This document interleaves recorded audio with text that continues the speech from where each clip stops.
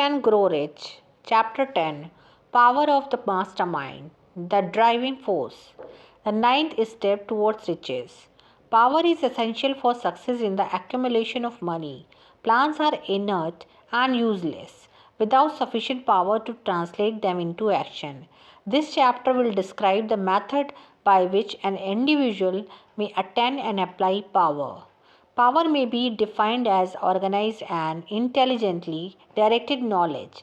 Power, as the term is here used, refers to organized efforts sufficient to enable an individual to transmute desire into its monetary equivalent. Organized effort is produced through the coordination of effort of two or more people who work toward a definite end in a spirit of harmony.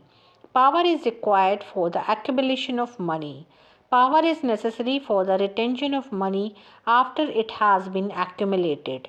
Let us ascertain how power may be acquired. If power is organized knowledge, let us examine the source of knowledge. Number 1. Infinite intelligence. This source of knowledge may be contacted through the procedure described in another chapter with the aid of creative imagination. Second, accumulated experience. The accumulated experience of a man or that portion of it which has been organized and recorded may be found in any well equipped public library. An important part of this accumulated experience is taught in public schools and colleges where it has been classified and organized. Third, experiment and research. In the field of science and in practically every other walk of life, men are gathering, classifying, and organizing new facts daily. This is the source to which one must turn when knowledge is not available through accumulated experience. Here too, the creative imagination must often be used. Knowledge may be acquired from any of the foregoing sources. It may be converted into power by organizing it into definite plans and by expressing those plans in terms of action. Examination of three major sources of knowledge will readily disclose the difficulty an individual would have if he depended upon his efforts along in assembling knowledge and expressing it through definite plans in terms of action. If these plans are comprehensive and if they contemplate large proportion, he must generally induce others to cooperate with them before he can inject into them the necessary element of power. Gaining power through the mastermind. The mastermind may be defined as coordination of knowledge and effort in a spirit of harmony between two or more people for the attainment of a definite purpose. No individual may have great power without availing himself of the mastermind. In preceding chapter, instructions were given for the creation of plans for the purpose of translating desire in its monetary equivalent. If you carried out these instructions with persistence and intelligence and use discrimination in the selection of your mastermind group, your objective will have been halfway reached even before you begin to recognize it, so you may better understand the intangible potentialities of power available to you through a properly chosen mastermind group. We will here explain the two characteristics of the mastermind principle, one of which is economic in nature and the other psychic. The economic feature is obvious. Economic advantages may be created by one person who surrounds himself with the advice, counsel, and personal cooperation of a group of men who are willing to lend him wholehearted aid in a spirit of perfect harmony. This form of cooperative alliance has been the basis of nearly great fortune. Your understanding of this great truth may definitely determine your financial status. The psychic phase of the mastermind principle is much more abstract, much more difficult to comprehend because it has reference to the spiritual forces with which the human race as a whole is not well acquainted. You may catch a significant suggestion from this statement. No two minds ever come together without thereby creating a third invisible, intangible force which may be linked to a third mind. Keep in mind the fact that there are only two known elements in the whole universe, energy and matter. It is a well known fact that matter may be broken down into units of molecules, atoms, and electrons. There are units of matter which may be isolated, separated, and analyzed. Likewise, there are units of energy. The human mind is a form of energy, a part of it being spiritual in nature. When the minds of two people are coordinated into a spirit of harmony, the spiritual units of energy of each mind form an affinity, which constitutes the psychic phase of the mastermind. The mastermind principle, or rather the economic feature of it, was first called to my attention by Andrew Carnegie over 25 years ago. Discovery of this principle was responsible for the choice of my life's work. Mr. Carnegie's mastermind group consisted of a staff of approximately 50 men with whom he surrounded himself for the definite purpose of manufacturing and marketing steel. He attributed his entire fortune to the power he accumulated through this mastermind. Analyze the record of any man who has accumulated a great fortune and many of those who have accumulated modest fortunes, and you will find that they have either consciously or unconsciously employed the mastermind principle. Great power can be accumulated through no other principle.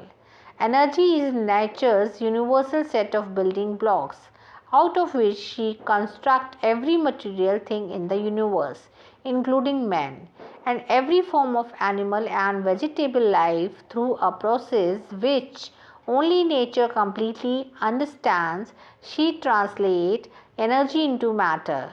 Nature's building blocks are available to man in the energy involved in thinking. Man's brain may be compared to an electric battery. It absorbs energy from the ether, which permeates every atom of matter and fills the entire universe. It is a well known fact that a group of electric batteries will provide more energy than a single battery. It is also a well known fact that an individual battery will provide energy in proportion to the number and capacity of the cells it contains. Brain functions in a similar fashion. This accounts for the fact that some brains are more efficient than others and leads to this significant statement. A group of brains coordinated or connected in a spirit of harmony will provide more thought energy than a single brain, just as a group of electric batteries will provide more energy than a single battery. Through this metaphor, it becomes immediately obvious that the mastermind principle holds the secret of the power wielded by men who surrounded themselves with other men of brains. There follows not another statement which will lead still nearer to an understanding of the psychic phase of the mastermind principle. When a group of individual brains are coordinated and function in harmony, the increased energy created through that alliance become available to every individual brain in the group. It is a well-known fact that Henry Ford began his business career under the handicap of poverty, illiteracy, and ignorance. It is an equally well-known fact that within the inconceivably short period of 10 years, Mr. Ford mastered these three handicaps, and that within 25 years he made himself one of the richest men in America. Connect with this fact the additional knowledge that Mr. Ford's most rapid strides became noticeable from the time he became a personal friend of Thomas A. Edison, and you will begin to understand that influence of one mind upon another can accomplish. Go a step further and consider that the fact that Mr. Ford's most outstanding achievement began from the time that he formed the acquaintance of Harvey Firestone, John Boyle, and Luther Burbank, each a man of great brain capacity, and you will have further evidence that power may be produced through friendly alliance of mind. There is a little, if any, doubt that Henry Ford is one of the best informed men in the business and industrial world. The question of this wealth needs no discussion. Analyze Mr. Ford's intimated personal friends, some of whom have already been mentioned, and you will be prepared to understand the following statement: men take on the nature and the habits and the power of thoughts of those with whom they associate in a spirit of sympathy and harmony. Ford vibed poverty, illiteracy, and ignorance by allying himself with great minds, whose vibration of thoughts he observed into its own mind through his association with Edison, Burbank, Burroughs, and Firestones. Mr. Ford added to his own brain power the sum and substance of the intelligent experience, knowledge, and spiritual forces of these four men. Moreover, he appropriated and made use of mastermind principle through the method of procedure described in a book.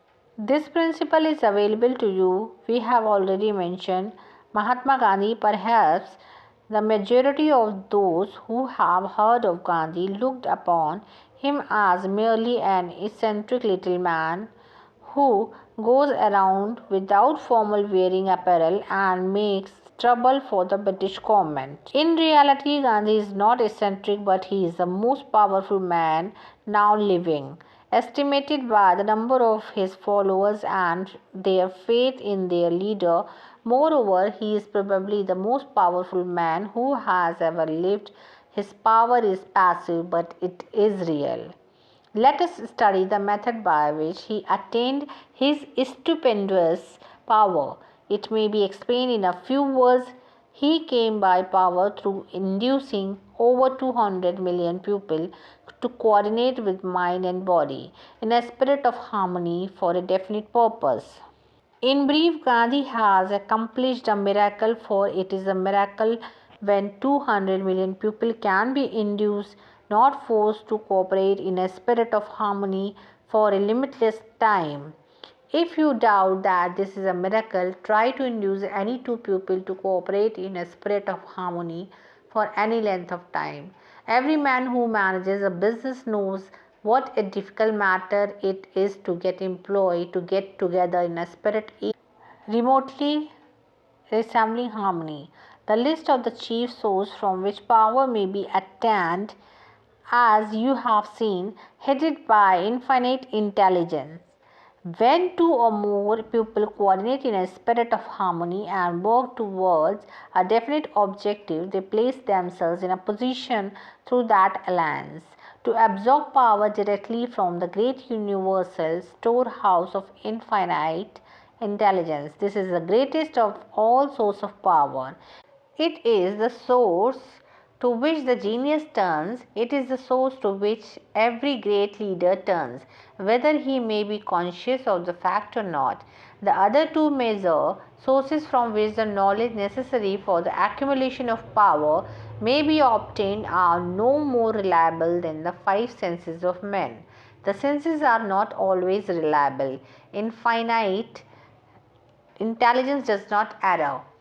In subsequent chapter, the method by which infinite intelligence may be most readily contacted will be adequately described. This is not a course on religion. No fundamental principle described in this book should be interpreted as being intended to interfere either directly or indirectly with any man's religious habits.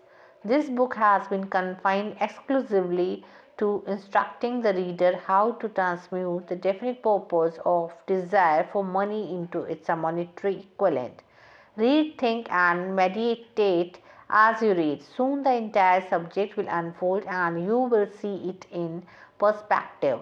You are now seeing the details of the individual chapters. Money is as shy and elusive as the old-time maiden.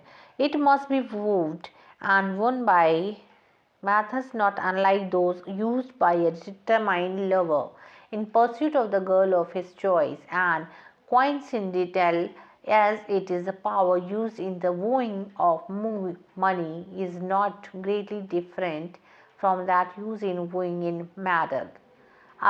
That power, when successfully used in the pursuit of money, must be mixed with faith. It must be mixed with desire. It must be mixed with persistence. It must be applied through a plan, and that plan must be set into action.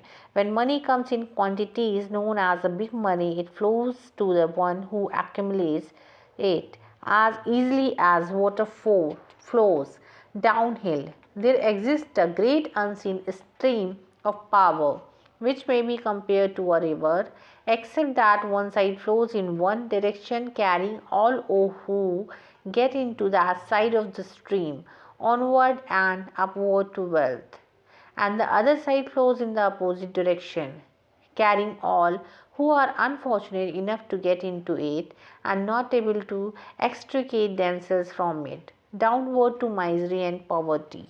Every man who has accumulated a great fortune has recognized the existence of this stream of life. It consists of one's thinking process. The positive emotions of thought form the side of the stream which carries one to fortune. The negative emotions form the side which carries one down to poverty.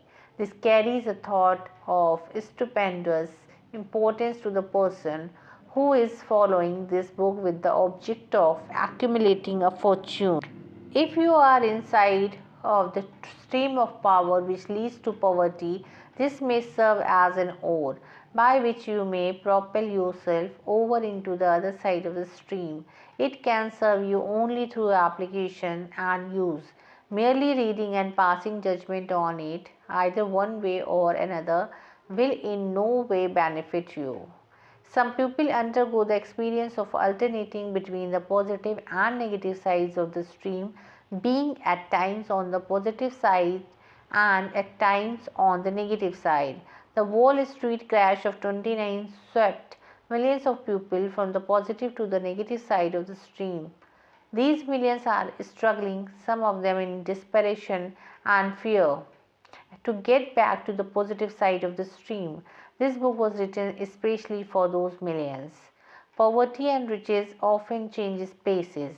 The crash taught the world this truth, although the world will not long remember the lesson. Poverty may and generally does voluntarily take the place of riches. When riches take the place of poverty, the change is usually brought about through well conceived and carefully executed plans. Poverty needs no plan, it needs no one to aid it because it is bold and ruthless. Riches are shy and timid, they have to be attracted. Anybody can wish for riches, and most people do, but only a few know that a definite plan plus a burning desire for wealth are the only dependable means of accumulating wealth.